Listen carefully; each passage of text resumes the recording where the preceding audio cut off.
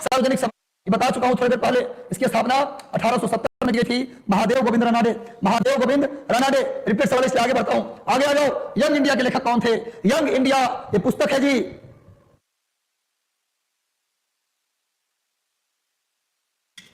Young India के लेखक कौन थे?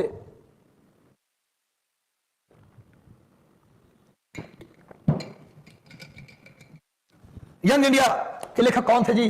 भाई देखो, यंग इंडिया एक मैगजीन भी है। यंग इंडिया एक मैगजीन है, वो महात्मा गांधी के है। लेकिन पूछा यंग इंडिया बुक किसकी है? देखो, महात्मा गांधी की 4 पत्रिका। महात्मा गांधी की 4 पत्रिका। कितनी पत्रिका? 4 पत्रिका थी। पत्रिका 4 था। पहला था इंडियन ओपिनियन, जो अफ्रीका से निकाले थे। इंडियन ओपिनियन पहली पत्रिका थी, इंडियन ओपिनियन। गांधी जी की दूसरी पत्रिका थी यंग इंडिया। यंग इंडिया ये गांधी जी की मैगजीन थी। यंग इंडिया गांधी जी की तीसरी मैगजीन थी। नवजीवन, नवजीवन गांधी जी की चौथी मैगजीन थी। हरिजन, हरिजन ये गांधी जी की पत्रिका का नाम था। तो यंग इंडिया गांधी जी की मैगजीन है। पर ये पूछ रहा यंग इंडिया बुक किसने लिखा? इसका आंसर होगा लाला लाजपत राय। यंग इंडिया किताब किसने लिखा? तो लाला लाजपत राय। यंग इंडिया पुस्तक किसकी है? लाला लाजपत राय। किताब पूछे लाला लाजपत राय, अगर पत्रिका पूछे तो महात्मा गांधी की। भैया यंग इंडिया या पत्रिका पूछे तो महात्मा गांधी, किताब पूछे लाला लाजपत राय। लाला लाजपत राय को पंजाब का शेर, पंजाब केसरी कहते हैं। लाल बाल पाल में कांग्रेस के अध्यक्ष बनने वाले एकमात्र व्यक्ति Lala Lajpat Rai. All India trade union Congress के पहले अध्यक्ष लाला लाजपत राय थे। और लाला लाजपत राय को पंजाब केसरी शेरे पंजाब कहते हैं। चलिए नोट कर लीजिए। और लाजपत राय जो थे वो स्वदेशी आंदोलन का नेतृत्व पंजाब से किया था। लाहौर में साइमन कमीशन का विरोध करते हुए लाला लाजपत राय को चोट लगी लाठी से। उन्होंने कहा मेरे सिर पर किया गया लाठी का प्रहार अंग्रेज सरकार के लिए कफन कील साबित होगा, ये कहा उन्होंने। और उनकी मृत्यु हो गई सितंबर 1928 को। इन्हीं का बदला लेते हुए भगत सिंह ने पुलिस अधिकारी सैंडर्स को गोली मार दी। लाला लाजपत राय के बदला में ही भगत सिंह ने पुलिस अधिकारी सैंडर्स की हत्या कर दी थी। आगे आ जाओ। इल्बर्ट बिल किस वायसराय के काल में आया? इल्बर्ट बिल किस वायसराय के कार्यकाल में आया था? भाई क्या था? इल्बर्ट बिल एक्चुअली कानून नहीं बन पाया, वापस लेना पड़ा। क्या था इसमें? किसको कानून नहीं बनने दिया गया? इल्बर्ट बिल में था, अभी तक नियम था, अभी तक ये नियम था कि भाई भारतीय जज ब्रिटिश लोगों का मुकदमा नहीं सुन सकते थे। भारतीय जज ब्रिटेन के लोग अगर कोई गलती करेगा भारत में, ब्रिटेन के लोग अगर इंडिया में गलती करते हैं तो उसका फैसला भारत के जज नहीं सुनेंगे, उसको सुनेंगे, उस केस को सुनेंगे ब्रिटेन के जज। तो वही बात हुआ कि हम अगर मर्डर किए तो मेरे बाबूजी हमारा केस सुनेंगे, तो कभी हमको सजा मिलेगा? ब्रिटेन के लोग अगर गलती करेगा तो उसका फैसला, उसका केस ब्रिटेन का जज सुनेगा, भारत का जज नहीं। इल्बर्ट बिल में क्या था? आज के बाद अब भारत के जज भी ब्रिटेन के लोगों का मुकदमा सुन सकते हैं। यही बात इसमें था। जैसे ही बिल आया ना, जैसे ही बिल आया अंग्रेज से बिल से निकल गया बाहर। जैसे बिल आया अंग्रेज से बिल से बाहर निकला, बोला कि भारतीय जज हमारा मुकदमा सुनेगा, वो काला हमारा मुकदमा सुनेगा, इसे बोलने लगा, धमकाने लगा। लोग किसको? जिसने लाया था। किसने लाया था? Lord Ripon. रिपन ने लाया कि भारतीय जज भी अब ब्रिटेन के लोगों का मुकदमा सुन सकते हैं। इस बात से लोग बौखला गया ब्रिटेन में। अंग्रेज सब ये का हो गया, ये का हो गया। अंत में इसको धमकी मिलने लगा कि आओ लौट के इंग्लैंड। बताते हैं बेचारा डर के मारे बिल वापस ले लिया कि नहीं छोड़िए हटाइए। तो बिल लाया पर वापस ले लिया था, कानून नहीं बन पाया। ये तो अंग्रेज का नियत था। इल्बर्ट विधेयक लॉर्ड रिपन के समय आया। ये वही रिपन है जिसके समय पहली बार, नोट कर लो, पहली बार फैक्ट्री कानून, कारखाना अधिनियम आया। पहली बार कारखाना अधिनियम आया। पहली बार मजदूरों की सुरक्षा के लिए, मजदूर को नियमित वेतन मिले, सप्ताह में 1 दिन छुट्टी मिले, इसके लिए पहला कारखाना अधिनियम, पहला फैक्ट्री कानून किसके समय आया? भारत में पहली बार कारखाना अधिनियम लॉर्ड रिपन के समय। पहली बार नियमित जनगणना, पहली नियमित जनगणना, नियमित जनगणना यह भी हुआ 1881 में रिपन के समय। पहली बार नगर निगम, पहली बार नगर निगम और ग्राम पंचायत की शुरुआत, ग्राम पंचायत की शुरुआत लॉर्ड रिपन। इसने क्या किया? वार्नाकुलर प्रेस एक्ट को रद्द कर दिया। जो लिटन ने बनाया था वार्नाकुलर प्रेस एक्ट, उसको इसने क्या कर दिया? रद्द कर दिया, हरा दिया। यानी भारतीयों के लिए अच्छा काम कर रहा था। इसके अलावा इसने सिविल सेवा की आयु को, सिविल सेवा की आयु को 19 से बढ़ाकर, 19 वर्ष से बढ़ाकर 21 वर्ष कर दिया। 21 वर्ष कर दिया। भाई ये सारे काम रिपन के सही हुए। सिविल सेवा का एज लिटन ने घटा दिया था, 21 से 19 कर दिया था, इसने दोबारा 19 से 21 कर दिया। हर काम में भारतीयों के फेवर में किया। इसीलिए भारत के सबसे बेहतरीन गवर्नर वायसराय किसको माना जाता है? लॉर्ड रिपन को। रिपन से बढ़िया इंडिया के लोगों ने किसी ने काम नहीं किया। रिपन ने इल्बर्ट बिल लाया और कहा कि भारतीय जज भी ब्रिटिश अंग्रेजों का मुकदमा सुन सकते थे, और उसको लाने नहीं दिया गया, धमका दिया गया। पहली बार कारखाना अधिनियम आया मजदूरों की सुरक्षा के लिए। पहली बार रेगुलर सेंसस, नियमित जनगणना हुआ। नगर निगम ग्राम पंचायत की शुरुआत पहली बार हुआ। वार्नाकुलर प्रेस एक्ट जिसमें कहा गया था कि आज के बाद कोई भी मैगजीन अंग्रेजी में केवल छपेगा, और उसको रद्द कर दिया। तीसरा, सिविल सेवा की उम्र को 19 वर्ष से बढ़ाकर फिर से 21 वर्ष कर दिया। ये कौन था? Lord Ripon. भूलिएगा मत, Ilbert Bill, Lord Ripon. Civil सेवा की उम्र 19 से 21, Lord Ripon. Vernacular press act रद्द, लॉर्ड रिपन। नगर निगम ग्राम पंचायत, लॉर्ड रिपन। नियमित जनगणना, लॉर्ड रिपन। और पहली बार कारखाना अधिनियम, लॉर्ड रिपन। इसे जेंटल रिपन या सज्जन रिपन भी कहते हैं। इसे सज्जन रिपन भी कहा जाता है। जेंटल रिपन स्क्रीनशॉट ले लीजिए, जल्दी से इसका स्क्रीनशॉट ले लो। स्क्रीनशॉट, आगे आ जाओ गुरु, स्क्रीनशॉट इसका ले लीजिए, स्क्रीनशॉट ले लो, आगे आ जाओ, नेक्स्ट आ जाओ। आजाद हिंद फौज का गठन किसके द्वारा किया गया था? आजाद हिंद फौज का गठन किसके द्वारा किया गया? जल्दी बताइए। सुरेंद्र नाथ बनर्जी, लाला लाजपत राय, बाल गंगाधर तिलक। जल्दी उत्तर दो भैया फटाफट। आजाद हिंद फौज अकॉर्डिंग टू ऑप्शन क्या आंसर होगा? जल्दी बताओ, फटाफट आंसर दो। आजाद हिंद फौज की स्थापना, आजाद हिंद फौज, जल्दी फटाफट उत्तर हमें चाहिए। उत्तर दे दो गुरु। आजाद हिंद फौज की स्थापना किस वर्ष की गई थी? जल्दी बताओ मेरे भाई, आजाद हिंद फौज की स्थापना किस वर्ष किया और किसने किया? जल्दी बताओ। आजाद हिंद फौज सबसे पहले बना था अफगानिस्तान में, राजा महेंद्र प्रताप ने बनाया था। लेकिन आधुनिक काल की बात करें, आजाद हिंद फौज के पुनर्गठन की बात करें, इसका गठन 1943 में हुआ था, कैप्टन मोहन सिंह। भाई राजा महेंद्र प्रताप, पहली बार आजाद हिंद फौज, इसकी स्थापना हुआ था 1915 में। कहा हुआ था? अफगानिस्तान में भी लिख लो। कहा हुआ था? अफगानिस्तान में। अफगानिस्तान में भी कहा हुआ था, काबुल में। भैया लिख लो, ये सब जानकारी कहीं और ना मिलेगा। किसने किया था? राजा महेंद्र प्रताप, राजा महेंद्र प्रताप। लेकिन इसका पुनर्गठन कब किया गया? 1943 में। किसने किया? कैप्टन मोहन सिंह। कैप्टन मोहन सिंह। बाद में कैप्टन मोहन सिंह ने इसका बागडोर किसे दे दिया? इसका बागडोर दिया सुभाष चंद्र बोस को। बाद में इसका बागडोर सुभाष चंद्र बोस को। तो ऑप्शन में चूंकि मोहन सिंह नहीं है और नहीं महेंद्र प्रताप है, तो आंसर हो जाएगा सुभाष चंद्र बोस। क्या आंसर हो जाएगा? सुभाष चंद्र बोस। सुभाष चंद्र बोस। पहली बार राजा महेंद्र प्रताप ने आजाद हिंद फौज बनाई थी 1915 में अफगानिस्तान में, लेकिन उसे रिफॉर्म किया गया 1943 में कैप्टन मोहन सिंह। इसी से संबंध माना जाता है, इसी से संबंध माना जाता है रासबिहारी बोस का भी। और बाद में इसका बागडोर किसको मिला? सुभाष चंद्र बोस का। ये वही सुभाष चंद्र बोस हैं जो भारत के चौथे आईसीएस थे। भारत के चौथे आईसीएस, भारत के पहले आईसीएस। बस सेशन को लाइक कर दीजिए, जुड़े रहिए, टिके रहिए मेरे बहादुर, कहीं नहीं जाना भैया। चौथे आईसीएस सुभाष चंद्र बोस, चौथे आईसीएस सुभाष चंद्र बोस। सुभाष चंद्र बोस ने 3 नारा दिए। पहला नारा जय हिंद, दूसरा नारा तुम मुझे खून दो मैं तुम्हें आजादी दूंगा, तीसरा नारा क्या दिया? दिल्ली चलो। और सुभाष चंद्र बोस ने 1939 में 1939 में जब इन्होंने कांग्रेस छोड़ दिया तो क्या बनाया? फॉरवर्ड ब्लॉक बनाया। फॉरवर्ड ब्लॉक लिख लो भैया। फॉरवर्ड ब्लॉक की स्थापना किसने की? 1939 में फॉरवर्ड ब्लॉक की स्थापना भी सुभाष चंद्र बोस ने किया, कांग्रेस पार्टी को छोड़कर। कांग्रेस के सुभाष चंद्र बोस 2 बार अध्यक्ष रहे, पहली बार 1939 में, 38 में, पहली बार 1938 में और दूसरी बार 1939 में। 2 बार कांग्रेस के अध्यक्ष रहे, 1938, 1939। 38 में गुजरात के हरिपुरा में, 39 में त्रिपुरी में। सुभाष चंद्र बोस कांग्रेस के 2 बार अध्यक्ष रहे। कब? 1938 में हरिपुरा गुजरात में और 1939 में त्रिपुरी मध्य प्रदेश में। और याद रखिए सुभाष चंद्र बोस ने कांग्रेस से रिजाइन कर दिया गांधी जी से विवाद के कारण और फॉरवर्ड ब्लॉक बनाया 1939 में। सुभाष चंद्र बोस को देश नायक रविंद्रनाथ टैगोर ने कहा था। सुभाष चंद्र बोस को देश नायक रविंद्रनाथ टैगोर ने कहा। और सुभाष चंद्र बोस के राजनीतिक गुरु चितरंजन दास थे। देश बंधु चितरंजन दास सुभाष चंद्र बोस के राजनीतिक गुरु थे। सुभाष चंद्र बोस ने सिंगापुर रेडियो स्टेशन से गांधी जी को राष्ट्रपिता कहा था। गांधी जी को पहली बार राष्ट्रपिता किसने कहा? Subhash Chandra Bose, Singapore radio station से। याद रखिए इतनी बात को। चलिए आगे आ जाओ, स्क्रीनशॉट ले लो। सुभाष चंद्र बोस ने एक किताब भी लिखी, उसका नाम था इंडियन स्ट्रगल। सुभाष चंद्र बोस की किताब का नाम जल्दी से लिख लो ना, इंडियन स्ट्रगल। इनको देश नायक रविंद्रनाथ टैगोर ने कहा। इनके राजनीतिक गुरु कौन थे? चितरंजन दास। और इन्होंने फॉरवर्ड ब्लॉक कब बनाया? 1939 में। चलिए आगे आइए। नेक्स्ट, ब्रिटिश इंडिया सोसाइटी, इसकी स्थापना किसने की? ब्रिटिश इंडिया सोसाइटी, जल्दी बताओ। ब्रिटिश इंडिया सोसाइटी की स्थापना किसने की? ब्रिटिश इंडिया सोसाइटी की स्थापना किसने की? ब्रिटिश इंडिया सोसाइटी की स्थापना किसने की? जल्दी उत्तर दीजिए सब लोग, जल्दी से सेशन को लाइक कर दो गुरु। ब्रिटिश इंडिया सोसाइटी की स्थापना किसने किया? जल्दी उत्तर दीजिए। ब्रिटिश इंडिया सोसाइटी की स्थापना किसके द्वारा किया गया? इसका स्थापना हुआ था लंदन में। ब्रिटिश इंडिया सोसाइटी की स्थापना लंदन में हुआ था। इसकी स्थापना, ब्रिटिश इंडिया सोसाइटी की स्थापना लंदन में विलियम एडम्स ने किया था। William Adams. इसकी स्थापना एक्चुअली में पूछा जाए तो स्थापना हुआ था लंदन में। इसका स्थापना कहां हुआ था? लंदन में। लंदन में हुआ था। संस्थापक था कौन? संस्थापक था विलियम एडम्स। विलियम एडम्स संस्थापक था। और कब स्थापना हुआ? इसकी स्थापना कब की गई? 1839 में स्थापना किया गया, 1839 में। William Adams. एक बार जल्दी से जुड़ जाओ। चलो ये उमेश पासवान, श्वेता, सुनील जी, सभी को शुभकामना, सबको आशीर्वाद। चलिए बताइए इसके संस्थापक इसमें से किसको मारना चाहिए? दादा भाई नौरोजी। बाद में दादा भाई नौरोजी इससे जुड़ गए थे, लेकिन संस्थापक पूछे तो रियल संस्थापक है विलियम एडम्स। कब स्थापना हुआ? 1839 में। चलिए आगे आ जाइए। नेक्स्ट आ जाओ गुरु। आगे भारत सेवक समाज। भैया ये तो सेम चीज है। भारत सेवक समाज बोले या फिर इसी को अंग्रेजी में बोलते हैं सर्वेंट्स ऑफ इंडिया सोसाइटी। इसी को अंग्रेजी में बोलते हैं सर्वेंट्स ऑफ इंडिया सोसाइटी।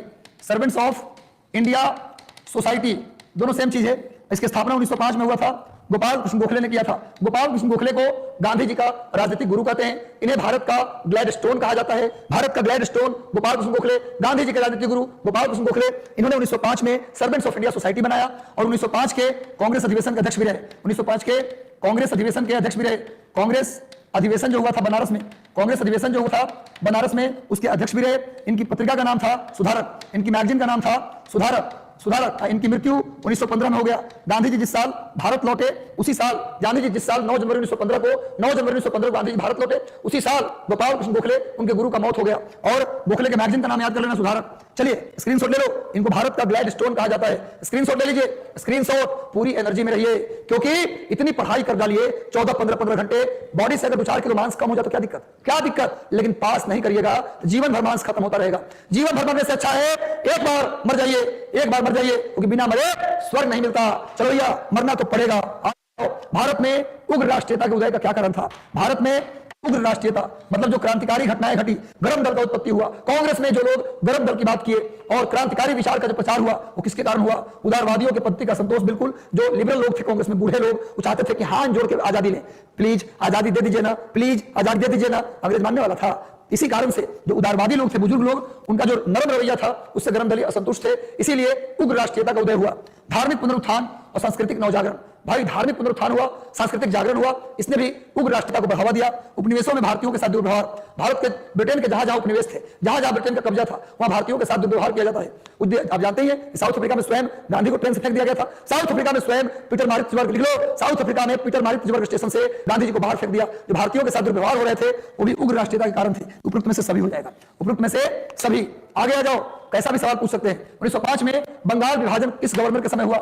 किस वायसराय के समय बंगाल का विभाजन हुआ? मेरे प्यारे बच्चों, याद कर लीजिए, हिंदू मुसलमान की जो एकता थी, हिंदू मुसलमानों में जो एकता थी, उसमें फूट डालने के लिए, बंगाल में पनप रहे राष्ट्रवाद और देशभक्ति को तोड़ने के लिए लॉर्ड कर्जन ने बंगाल को बांटने का निर्णय लिया। बंगाल को बांटने का सही उद्देश्य क्या था? यही था, हिंदू मुसलमानों में फूट डाला जाए और बंगाल में जो देशभक्ति की भावना पनप रही है उसको तोड़ दिया जाए। कर्जन इसी उद्देश्य से किया था बंगाल का विभाजन। लेकिन बोला क्या कि बंगाल बहुत बड़ा है, हमको शासन करने में दिक्कत हो रहा है, इसलिए बांट रहे बंगाल को। झूठा आदमी ने कहा ये बात, लेकिन अंदर समस्या क्या थी कि बंगाल इसलिए तोड़ रहे हैं हिंदू मुसलमान बढ़ जाएं, साथ ही साथ बंगाल की देशभक्ति टूट जाए, बिखर जाए। और बंगाल विभाजन को लेकर 4 गो डेट याद रखिएगा। पहला डेट 19 जुलाई 1905, 4 डेट एकदम इंपॉर्टेंट है। दूसरा डेट 7 अगस्त 1905, तीसरा डेट 16 अक्टूबर 1905। क्वेश्चन आ जाए कि बंगाल को बांटने का असली उद्देश्य क्या था, तो बंगाल में हिंदू मुसलमानों में फूट डालना और देशभक्ति की भावना को तोड़ना असली उद्देश्य था। लेकिन काल्पनिक उद्देश्य क्या था? जो प्रचार कर रहा था कि बंगाल बहुत बड़ा है जी, शासन करने में दिक्कत हो रहा है। लेकिन कौन नहीं समझता तुम्हारी मनसा? तुम पढ़े लिखे थे तो हम गवार थे। चलो भैया, 19 जुलाई 1905 को अंग्रेज क्या जानते थे? जब भारत ने शून्य का आविष्कार कर दिया, जब भारत ने ज्योमेट्री और बीजगणित का आविष्कार कर दिया, जब भारत ने ज्ञान विज्ञान टॉप पे था, उस जमाने में अंग्रेज पेड़ पे रहा करते थे। जब भारत ने वेद लिख दिया, भारत ने वेद लिख दिया, वेद, उस समय ब्रिटेन के लोग आदिवासी की तरह पेड़ पे रहा करते थे और हमको आए थे सभ्यता सिखाने। अंग्रेज हमको सभ्यता सिखाएंगे? क्या सिखाएंगे हमको? चलो भैया आगे आ जाइए। इसके बाद 15 अगस्त 1906, ये 4 गो डेट याद रखिए। इसमें बंगाल विभाजन का निर्णय हुआ। बंगाल विभाजन का निर्णय हुआ। पूछा जाए बंगाल विभाजन हुआ नहीं, बंगाल विभाजन का निर्णय कर्जन ने कब लिया? 19 जुलाई को। यही सेम क्वेश्चन आया था, जानते हैं कहां? 63वीं बीपीएससी में, जाके देखिएगा। 63वीं बीपीएससी में यही क्वेश्चन है कि बंगाल विभाजन का निर्णय कब हुआ? 19 जुलाई को। इस निर्णय के बाद 7 अगस्त को स्वदेशी आंदोलन की शुरुआत हुआ। इसी निर्णय के खिलाफ, बंगाल विभाजन के निर्णय के खिलाफ स्वदेशी आंदोलन की शुरुआत, स्वदेशी आंदोलन का प्रारंभ कलकत्ता के टाउन हॉल से हुआ। कलकत्ता के टाउन हॉल से हुआ। कलकत्ता के टाउन हॉल से 16 अक्टूबर को कितना भी आंदोलन हुआ और कर्जन माना नहीं, बंगाल का विभाजन प्रभावी हुआ। बंगाल का विभाजन प्रभावी हुआ। पूछा जाए बंगाल विभाजन कर कब दिया गया? 16 अक्टूबर 1905। और बंगाल विभाजन के बाद जो स्वदेशी आंदोलन चला, उसी समय राष्ट्रीय शिक्षा परिषद की स्थापना, भारतीयों को देसी शिक्षा देने के लिए राष्ट्रीय शिक्षा परिषद। लिख लो भैया, 4 घटना बंगाल विभाजन से, 4 घटना, 4 डेट याद करो। बंगाल विभाजन का निर्णय बोलते चलो मेरे साथ, 19 जुलाई। स्वदेशी आंदोलन, उसके खिलाफ स्वदेशी आंदोलन की शुरुआत कलकत्ता के टाउन हॉल से 7 अगस्त 1905। बंगाल का विभाजन 16 अक्टूबर 1905 और 15 अगस्त 1905 को क्या किया गया? राष्ट्रीय शिक्षा परिषद की स्थापना की गई। जिस दिन 16 अक्टूबर को बंगाल को बांटा गया, उसी दिन भारतीयों ने क्या मनाया? शोक दिवस। लिख लीजिए भैया, शोक दिवस मनाया। जिस दिन बंगाल का विभाजन हुआ 16 अक्टूबर को, उस दिन भारतीयों ने क्या मनाया? शोक दिवस। लिख लीजिए, क्वेश्चन आता है कि भारतीयों ने शोक दिवस कब मनाया? जिस दिन बंगाल का विभाजन हुआ 16 अक्टूबर 1905 को। लेकिन इसी दिन 16 अक्टूबर 1905 को रविन्द्रनाथ टैगोर ने रक्षाबंधन दिवस मनाया था। इसी दिन रविन्द्रनाथ टैगोर ने, पूरे भारत में शोक दिवस, लेकिन रविन्द्रनाथ टैगोर ने क्या मनाया? रक्षाबंधन दिवस। उन्होंने कहा कि हिंदू मुसलमान एक दूसरे के कलाई पर राखी बांधे, एक दूसरे के कलाई पर हिंदू और मुसलमान राखी बांधे। अंग्रेज ने क्यों किया था बंगाल का विभाजन? हिंदू मुसलमान को बंटवारा करने के लिए, हिंदू मुसलमानों में फूट डालने के लिए। लेकिन रविन्द्रनाथ टैगोर ने क्या कहा कि जमीन बंटने से दिल नहीं बंटता, तुम जमीन बांट लो और हम रक्षाबंधन दिवस मना के बताएंगे कि हम एक थे, एक हैं और एक रहेंगे। और बंगाल विभाजन को दोबारा विभाजन को रद्द करके फिर से बंगाल को एक कर दिया गया। कब? 1911 में। पूछा जाए बंगाल विभाजन को कब रद्द किया गया, बंगाल को फिर से एक कब कर दिया गया? 1911 में। चलिए कुछ ज्ञान बढ़ रहा है, क्योंकि हमारी कोशिश होती है, लॉर्ड कर्जन का हुआ कि कंप्लीट ज्ञान दिया जाए। स्वदेशी आंदोलन का प्रमुख गीत क्या था? वंदे मातरम। स्वदेशी आंदोलन का प्रमुख गीत वंदे मातरम। वंदे मातरम संस्कृत भाषा में कहां से ली गई? आनंद मठ से। आनंद मठ किसकी किताब है? बंकिम चंद्र चटर्जी का। मैं बता दूं कि स्वदेशी आंदोलन का नेतृत्व बंगाल से किया सुरेंद्रनाथ बनर्जी ने, बंगाल से किया सुरेंद्रनाथ बनर्जी ने, उत्तर प्रदेश से किया स्वामी श्रद्धानंद गोविंद वल्लभ पंत ने, दिल्ली से किया सैयद हैदर राजा ने।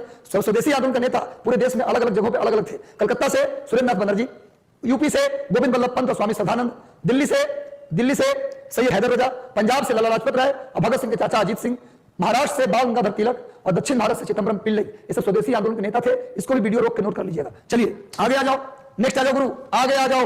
उग्र राष्ट्रवादियों का, अच्छा समझ में आ रहा है, मजा आ रहा है, आपको फायदा हो रहा है मेरे सेशन का? तो जितने लोग जुड़े हैं 7400 सभी लोग कमेंट कर दीजिए गुरु कि जी सर मजा आ रहा है। सेशन को लाइक कर दो, लाइक नहीं किया हो तो आगे आ जाओ। उग्र राष्ट्रवादियों का साधन क्या था? उग्र राष्ट्रवादियों का क्या था साधन? दो, पहला बहिष्कार और दूसरा स्वदेशी। ये दोनों था, स्वदेशी और बहिष्कार। इसका आंसर ए और बी दोनों होगा। इनमें से एक से अधिक, इनमें से एक से अधिक नोट कर लीजिए भाई। बहिष्कार और स्वदेशी दोनों था हथियार उग्र राष्ट्रवादियों का। और पूछा जाए कि पहली बार, बड़ी इंपॉर्टेंट बात बता रहा हूं, पहली बार बहिष्कार और स्वदेशी शब्द का प्रयोग किसने किया था? ये लोग कृष्ण कुमार मित्र। पहली बार, यही सर एक्स्ट्रा सवाल पूछेगा, बहुत लोग भरभरा के गिर जाएंगे, लेकिन हमारा विद्यार्थी कोई भी सवाल पूछेगा तो सबसे पहले उत्तर देगा कृष्ण कुमार मित्र। कृष्ण कुमार, पहली बार स्वदेशी और बहिष्कार शब्द का प्रयोग किसने किया? कृष्ण कुमार मित्र। पहली बार स्वदेशी और बहिष्कार शब्द का प्रयोग कृष्ण कुमार मित्र ने किया। आगे आ जाओ गुरु, दक्षिण शिक्षा समाज, इसकी स्थापना किसने की? अंग्रेजी में होता है डेक्कन एजुकेशन सोसाइटी। दक्षिण शिक्षा समाज, डेक्कन एजुकेशन सोसाइटी की स्थापना किसने किया था? जल्दी बताओ भाई, किसने किया डेक्कन एजुकेशन सोसाइटी की स्थापना? जल्दी से उत्तर दो। डेक्कन एजुकेशन सोसाइटी, इसकी स्थापना किसके द्वारा की गई? जल्दी बता दो। डेक्कन एजुकेशन सोसाइटी की स्थापना किसके द्वारा किया गया? ये किया गया दो लोगों के द्वारा। यह किया गया दक्षिण शिक्षा समाज। इसकी स्थापना किस वर्ष की? रख लीजिए, कई बार पूछा गया है। 1884 में। 1884 में किसने किया?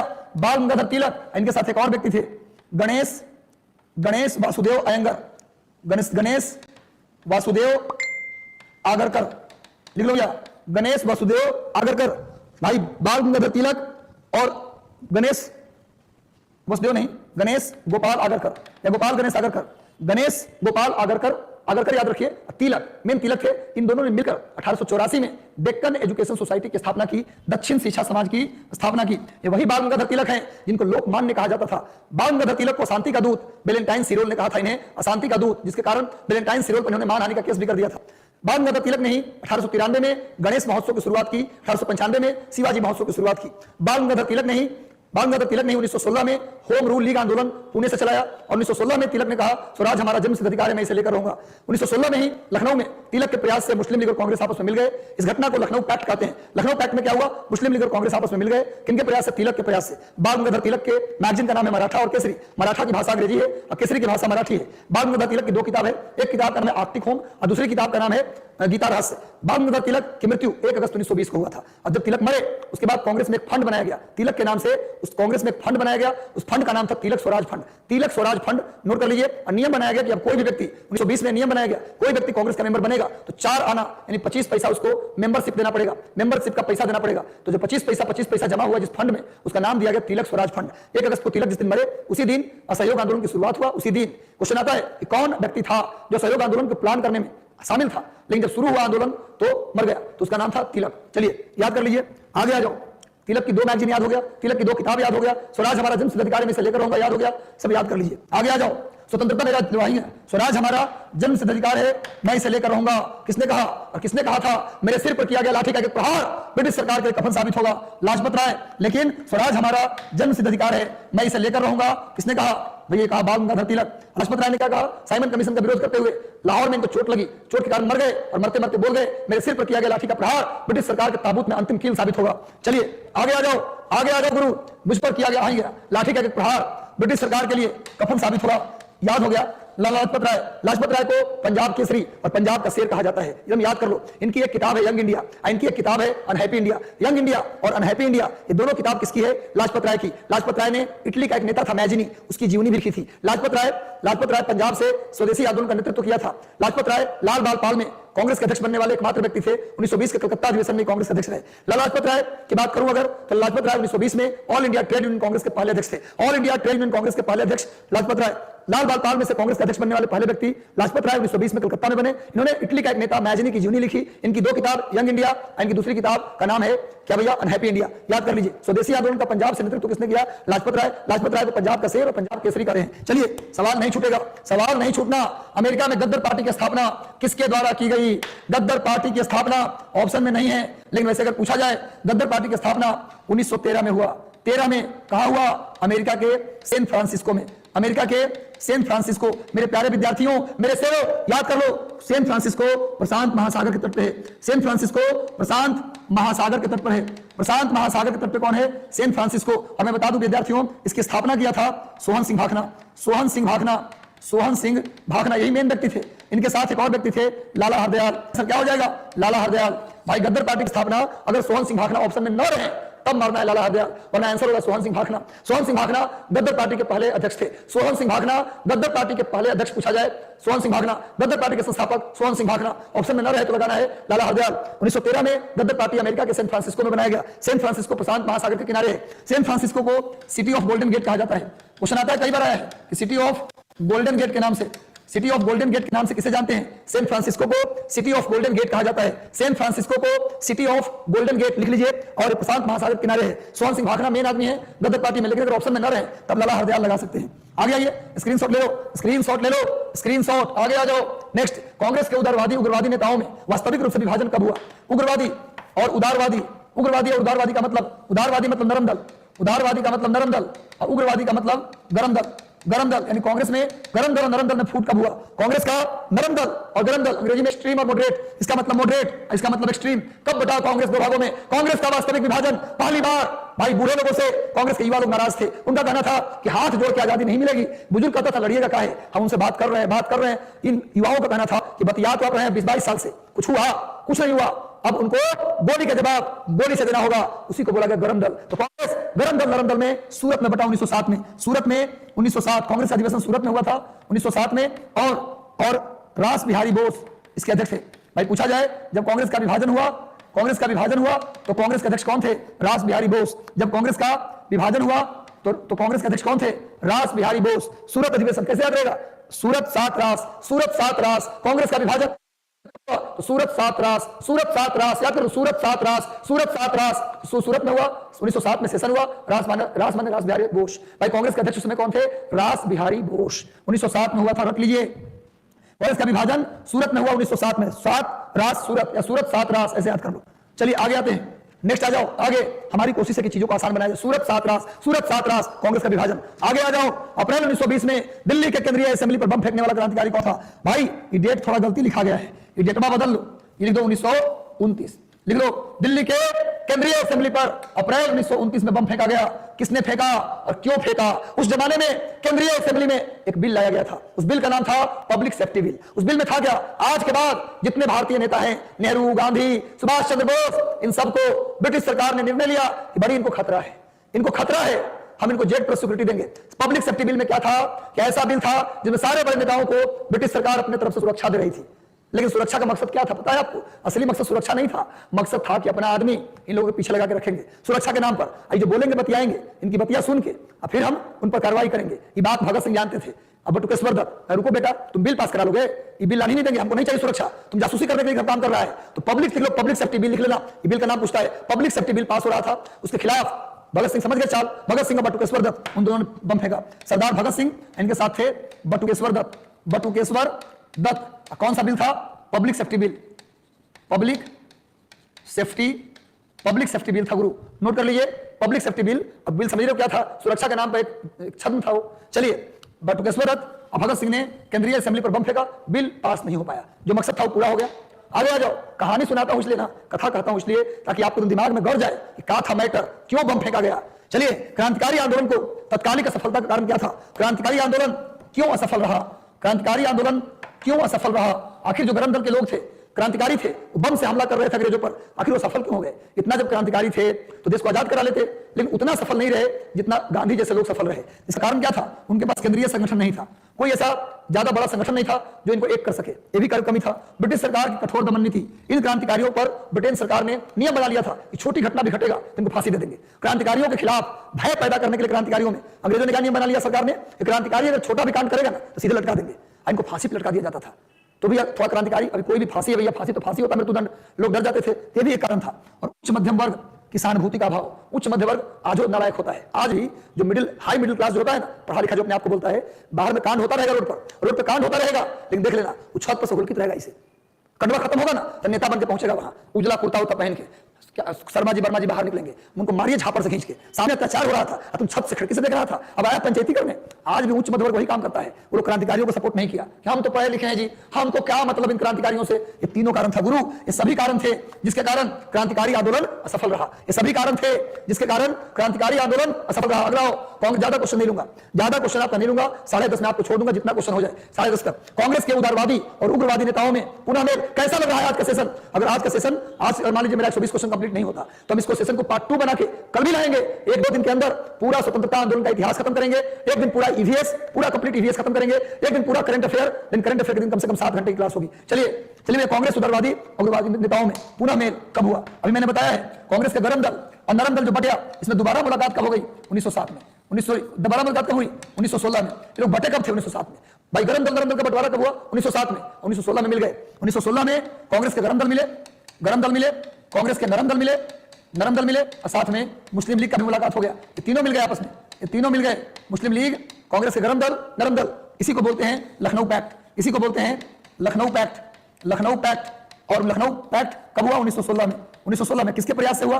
तो गंगाधर तिलक के प्रयास से और एनी बेसेंट के प्रयास से। क्वेश्चन आ जाए कि मुस्लिम लीग, गरम दल और नरम दल, इन तीनों की मुलाकात 1916 में हुआ, 1916 में लखनऊ में, इसीलिए इसको लखनऊ पैक्ट कहते हैं। लखनऊ पैक्ट किसके प्रयास से हुआ था? तिलक और एनी बेसेंट के प्रयास से। एक बात और याद कर लीजिए मेरे प्यारे विद्यार्थियों, तिलक और एनी बेसेंट के प्रयास से हुआ लखनऊ पैक्ट। और इस पैक्ट का विरोध किसने किया था? ये भी क्वेश्चन आता है। इस पैक्ट का विरोध किया था मदन मोहन मालवीय। लिख लीजिए ये पैक्ट किसके प्रयास से हुआ? एनी बेसेंट और तिलक के प्रयास से। लेकिन इस पैक्ट का विरोध किसने किया था? ये भी लिख लीजिए, मदन मोहन मालवीय। आंसर होगा 1916। अच्छा, 1916 का कांग्रेस का जो लखनऊ अधिवेशन हुआ था, उसके अध्यक्ष कौन थे? बोलो। अध्यक्ष थे AC मजुमदार। कांग्रेस के 1916 के लखनऊ अधिवेशन के अध्यक्ष थे AC मजुमदार। हिम्मत नहीं हारना। हम प्रभु से प्रार्थना करेंगे आपके लिए, कितनी ताकत मिले, इतनी शक्ति मिले कि आप इतनी पढ़ाई कर दें कि अंदर से आवाज आए कि मैं जहां से खड़ा होता हूं लाइन वहीं से शुरू होती है।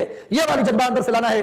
जिंदगी दी है तो जीने का हुनर भी देना, जिंदगी दी है तो जीने का हुनर भी देना, पांव बक्से हैं तो तौफीक के सफर भी देना। मैं गुफ्तगू तूने सिखाई कि मैं गूंगा था, अब मैं तो बातों में असर भी देना। असर होगा 20 तारीख 24 तारीख को। चलो गुरु आगे आ जाओ, नेक्स्ट आ जाओ।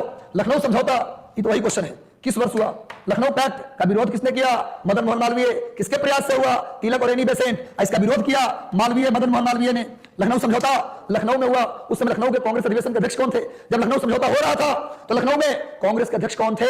नोट कर लीजिए, अंबिका चरण मजुमदार, AC मजुमदार। और याद कर लीजिए, उसी लखनऊ सेशन में गांधी जी भी गए थे। चंपारण के किसान थे, चंपारण में वो गांव है मुरली भरावा, एकदम याद कर लीजिए, बीपीएससी पूछा है। मुरली भरावा गांव के किसान थे राजकुमार शुक्ल। उस समय चंपारण के लोग नील की खेती से परेशान थे, इसलिए उस परेशानी को दूर करने के लिए एक व्यक्ति थे गणेश शंकर विद्यार्थी। उनके मैगजीन आती थी प्रताप। उन्होंने राय दिया राजकुमार शुक्ल को। पहले राजकुमार शुक्ल गए धोनी के पास, गणेश शंकर विद्यार्थी के पास, थोड़ा अपनी मैगजीन में लिख दीजिए ना कि नील की खेती बड़ी खराब चीज है, लिखिएगा तो लोग इसके बारे में जानेंगे, तो अंग्रेज कहीं बंद कर दे खेती। तो प्रताप नारायण मिश्र जो थे, ये गणेश शंकर विद्यार्थियों ने सलाह दिया कि हमारे लिखने से कुछ नहीं होगा, ऐसा बोल रहे तब लिख देते हैं। तो चंपारण में काला दिन, उन्होंने इस शीर्षक से एक लेख लिख दिया, लेकिन सलाह दिया कि आप गांधी से मिलिए। तब ये लोग गए लखनऊ, वहां गांधी से मिले, इनके सलाह पर जाइए गांधी से मिलिए, वो बड़ा आदमी है। तो गांधी जी फिर आए, चंपारण सत्याग्रह किए। गांधी जी का पहला सत्याग्रह भारत में चंपारण सत्याग्रह। और चंपारण सत्याग्रह में ही गांधी जी ने पहली बार सविनय अवज्ञा का प्रयोग किया। लिख लीजिएगा, गांधी जी ने पहली बार सविनय अवज्ञा का प्रयोग कहां किया? चंपारण में। और गांधी जी को इसी सत्याग्रह में रविन्द्रनाथ टैगोर ने महात्मा कहा था। चंपारण सत्याग्रह में गांधी को क्या बना दिया गया? महात्मा। ये वही बिहार की धरती है जहां गौतम को, जहां सिद्धार्थ को बुद्ध बनाया गया, ये वही धरती है जहां महावीर बने। दो बड़े संसार के दो बड़े धर्मों का उदय हुआ, जैन और बौद्ध धर्म। ये वही धरती है जिसने गांधी को महात्मा बनाया। चलो भैया, ये सामान्य धरती नहीं है, ये बिहार की मिट्टी है जिसने आर्यभट्ट दिया। बिहार न होता तो दुनिया को अंकों का ज्ञान न होता, बिहार न होता तो दुनिया के पास विज्ञान न होता, और इस बिहार का हमें गर्व है भैया। चलो आगे आ जाओ, नेक्स्ट आ जाओ। इसी बहाने दूगो जी का और मिल गया, दूगो जी के और मिल गया। भैया आर्यभट्ट ने शून्य का खोज किया। पहली बार आर्यभट्ट ने ही बताया कि पृथ्वी अपनी धुरी पर घूमती है। आर्यभट्ट ने ही पाई का मान मैक्सिमम डेसिमल तक निकाला, और आर्यभट्ट ने ही धरती के परिधि का सबसे शुद्धतम मान निकाला। आ गया होम रूल लीग आंदोलन का नेतृत्व किसने किया? मेरे प्यारे विद्यार्थियों, होम रूल लीग ये जो आंदोलन था, ये आंदोलन 1916 में हुआ। 1916 में हुआ, दो लोगों ने चलाया। तिलक ने अलग चलाया, एनी बेसेंट ने अलग चलाया। तिलक अलग चलाया, एनी बेसेंट ने अलग चलाया। तिलक ने चलाया पुणे से। होम रूल लीग आंदोलन की शुरुआत तिलक ने कहां से किया? पुणे से। एनी बेसेंट ने किया महाराष्ट्र के अडयार से। एनी बेसेंट ने किया महाराष्ट्र के अडयार से। देखो, होम रूल लीग आंदोलन दो लोगों ने अलग अलग किया। तिलक ने किया पुणे से और एनी बेसेंट ने किया अडयार से। कब किया? 1916 में। और जो होम रूल लीग आंदोलन चलाया एनी बेसेंट ने, उसी में नेहरू शामिल थे। नेहरू, अरुण डेल, लिख लीजिए, पंडित नेहरू, पंडित जवाहरलाल नेहरू और अरुण डेल, ये किसके लीग में थे? तिलक वाले के एनी बेसेंट के लीग में थे। क्वेश्चन आता है कि पंडित नेहरू और अरुण डेल, ये दो व्यक्ति किसके लीग में थे? तो ये थे एनी बेसेंट वाले लीग में, तिलक के लीग में नहीं थे। तिलक ने 1916 में कहा था, स्वराज हमारा जन्मसिद्ध अधिकार है, मैं इसे लेकर रहूंगा। एनी बेसेंट की 2 मिनट बात कर ले एनी बेसेंट के विषय में। एनी बेसेंट ने 1882 में, 1882 में एनी बेसेंट ने 1882 में मद्रास के बगल में अडयार है भैया, 1882 में अडयार में थियोसॉफिकल सोसाइटी का ब्रांच खोला। इंडिया में थियोसॉफिकल सोसाइटी का ब्रांच किसने ओपन किया? इंडिया में थियोसॉफिकल सोसाइटी का ब्रांच एनी बेसेंट ने ओपन किया। कब किया? 1882 में। पहला पॉइंट। दूसरा पॉइंट, एनी बेसेंट ने 1898 में, 1898 में बनारस में सेंट्रल हिंदू कॉलेज खोला। एनी बेसेंट की 2 मैगजीन थी, इनकी 2 पत्रिका थी, न्यू इंडिया और कॉमन बिल। जाना बना है न्यू इंडिया और कॉमन बिल। एनी बेसेंट ने क्या लिखा? न्यू इंडिया और कॉमन बिल। चलिए, सवाल कहां से छूटेगा? कहां से पूछेगा? आज के सेशन के बाद जाके आप बनाइएगा पेपर, आपको हम दिखेंगे हर पेपर में। चलिए आगे आओ। रॉलेट एक्ट, देखो 50 मार दिए, अर्धशतक। आज तो हम टेस्ट मैच खेल रहे थे, धीरे धीरे रन बना रहे थे, लेकिन इतना रन बना दिए, धीरे रन बनाए, पर इतना रन बना दिए कि हमारे विद्यार्थी, अब भाई रिकॉर्ड कायम हो गया। रॉलेट एक्ट का उद्देश्य क्या था? रॉलेट एक्ट का उद्देश्य क्या था? कुटीर उद्योग को समाप्त करना। कहां से उद्देश्य थी? बिल्कुल सही, रॉलेट एक्ट में नियम था। रॉलेट एक्ट को जो है ना, रॉलेट एक्ट जो है भाई, रॉलेट कानून जो आया था, इसको हम लोग देशद्रोह कानून भी कहते हैं। इसको हम लोग देशद्रोह कानून भी कहते हैं। महात्मा गांधी ने इसे काला कानून कहा, ब्लैक बिल। महात्मा गांधी ने इसे ब्लैक बिल कहा, काला कानून। इसे बिना अपील, बिना वकील और बिना दलील का कानून भी कहा जाता है। रॉलेट एक्ट कब पारित हुआ? रॉलेट एक्ट पारित कब हुआ? 18 मार्च 1919 को रॉलेट एक्ट पारित हुआ। पारित होना मतलब इसे पारित किया गया 18 मार्च 1919 को। इसे देशद्रोह कानून भी कहते हैं अंग्रेजी में, सेडिशन एक्ट। इसे काला कानून, गांधी जी ने इस कानून को क्या कहा? काला कानून। इसे बिना अपील, बिना वकील, बिना दलील का कानून क्यों कहा जाता था? क्योंकि इस कानून में था, कोई भी व्यक्ति को शक के आधार पर पकड़ लीजिए और पकड़ के कम से कम 2 साल के लिए जेल भेज दीजिए। कोई केस मत चलाइए, बिना केस चलाए, बिना सबूत दिखाए, बस आपको शक हो गया जी कि आप देखने में लग रहे हैं क्रांतिकारी जैसा, चलिए जेल में। तो रॉलेट एक्ट को इसीलिए गांधी जी ने क्या कहा? ये तो काला कानून है, बिना सबूत के हमारा चेहरा लग रहा है आतंकवादी जैसा, तुमको जेल में बंद कर दीजिएगा। ये क्या मतलब है? तो भैया इसे काला कानून का, बिना अपील, बिना वकील, बिना दलील का कानून का। रॉलेट एक्ट में कम से कम कितने साल का जेल होता था? 2 साल का। और रॉलेट एक्ट के तहत गिरफ्तार होने वाले पहले व्यक्ति कौन थे? ये भी क्वेश्चन आता है। रॉलेट एक्ट के तहत गिरफ्तार होने वाले पहले व्यक्ति थे डॉक्टर सत्यपाल और सैफुद्दीन किचलू। डॉक्टर सत्यपाल और सैफुद्दीन किचलू ये पहले व्यक्ति थे जो इस कानून के तहत गिरफ्तार हुए। बाद में इसी कानून के खिलाफ, इसी गिरफ्तारी के खिलाफ जलियांवाला बाग में, बैसाखी का दिन था, जानते हैं कि त्योहार के दिन ऐसे भी शहरों में ज्यादा भीड़ होती है, बैसाखी का दिन था, ऐसे भी अमृतसर में खूब भीड़ था उस समय। अमृतसर में जलियांवाला बाग के आसपास बाजारें थी, उस बाजार में लोग जुटे थे और उसी समय जलियांवाला बाग में जमा होकर लोग इस कानून का विरोध कर रहे थे। और आप जानते ही हैं कि इंडिया के लोग आदत है कि बिना मतलब की भीड़ लगाता है आदमी। उस अगर हमसे कोई जुड़ा हुआ काम नहीं भी है, अगर भीड़ लगाए तो इसे देखने पहुंच जाएंगे, हम लोग आदत है। तो बैसाखी के दिन भीड़ था ही और लोग जमा हो गए बिना मतलबों के। जलियांवाला बाग ठसाठस भर गया था। एक पंडित ब्रिज गोपीनाथ कविता पाठ कर रहे थे, उसी समय डायर ने गोली चलाने का आदेश दे दिया। क्वेश्चन आता है, जब गोली चली उस समय कविता पाठ कौन कर रहे थे? पंडित ब्रिज गोपीनाथ। पतला रास्ता था जलियांवाला बाग का, कुछ लोग निकल पाए, बहुत लोग धक्का मुक्की में दब के मर गए। अंदर कुआं था, कुछ लोग डर के मारे उस कुआं में कूद गए गोली के डर से, कुछ लोग, मैक्सिमम लोग गोली, 1000 से ऊपर लोग मरे। डायर ने जलियांवाला बाग कांड किया 13 अप्रैल 1919 को। इस कांड की जांच के लिए 2 समिति बनी। ब्रिटिश सरकार ने इस कांड की जांच के लिए हंटर कमेटी बनाया और कांग्रेस ने भी इस कांड की जांच के लिए मदन मोहन मालवीय कमेटी बना। भाई जलियांवाला बाग कांड 13 अप्रैल 1919 को हुआ। इस कांड की जांच के लिए 2 समिति बनी। सरकार ने बनाया हंटर कमेटी और कांग्रेस पार्टी ने बनाया मदन मोहन मालवीय कमेटी। और मैं बता दूं, क्वेश्चन आता है, जलियांवाला बाग कांड की जांच के लिए जो मदन मोहन मालवीय कमेटी बनी, उसका रिपोर्ट किसने तैयार किया? तो महात्मा गांधी। उसका रिपोर्ट किसने तैयार किया था? महात्मा गांधी। नोट कर लीजिए, जलियांवाला बाग कांड के बाद दुखी होकर महात्मा गांधी ने कैसरे हिंद की उपाधि लौटा दी। जलियांवाला बाग, क्वेश्चन आता है कई बार, जलियांवाला बाग कांड से दुखी होकर किसने कैसरे हिंद की उपाधि लौटा दी? महात्मा गांधी। किसने? सर और नाइटहुड एक बात होता है, जिस व्यक्ति को नाइटहुड की उपाधि मिलती थी ना, उसी को सर कहा जाता था। सर की उपाधि पूछे या नाइटहुड, दोनों एक के बात है। नाइटहुड को ही सर बोलते थे, सर को ही नाइटहुड बोलते थे। तो नाइटहुड या सर की उपाधि किसने लौटा दी? रविन्द्रनाथ टैगोर ने लौटा दी। और राय बहादुर की उपाधि किसने लौटा दी? यमुनालाल बजाज। जलियांवाला बाग कांड में हमारे भारतीय 1000 मारे गए। इस कांड से दुखी होकर गांधी जी ने क्या लौटा दिया? कैसरे हिंद की उपाधि लौटा दी। गांधी जी ने कैसरे हिंद की उपाधि लौटा दी और जमनालाल बजाज ने राय बहादुर की उपाधि लौटा दी। सर और नाइटहुड किसने लौटा दिया? रविन्द्रनाथ टैगोर ने। और किस व्यक्ति ने गवर्नर जनरल की कार्यकारिणी से रिजाइन कर दिया? सी शंकरन नायर। जलियांवाला बाग कांड से दुखी होकर सी शंकरन नायर ने गवर्नर जनरल की कार्यकारिणी से इस्तीफा दे दिया। ये चारों बात याद रखिएगा। चलिए सवाल नहीं